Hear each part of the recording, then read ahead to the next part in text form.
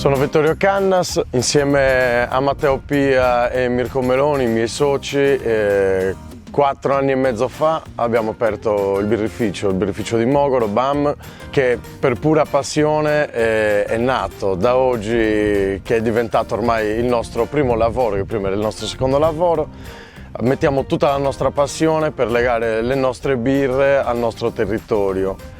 Da qua vado a parlarvi di 2 delle birre più importanti che produciamo, delle 8 birre che produciamo, che sono una birra aromatizzata al Semidano di Mogoro. Il Semidano è un vitigno autoctono che cresce per il 90% soltanto nel territorio di Mogoro, a bacca bianca, quindi una birra chiara, e poi produciamo una birra aromatizzata al Bovale. Il Bovale è un vitigno del territorio che lega moltissimo qua a Mogoro e lega moltissimo appunto con queste birre che stiamo producendo. Produciamo una birra rossa.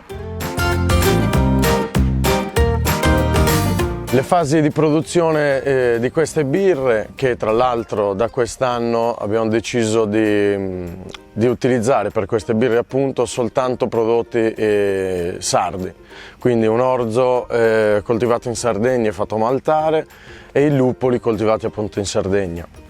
Il processo produttivo di queste birre è fondamentalmente alla base del processo produttivo di tutte le altre birre, con in aggiunta appunto questa lavorazione particolare con appunto il mosto.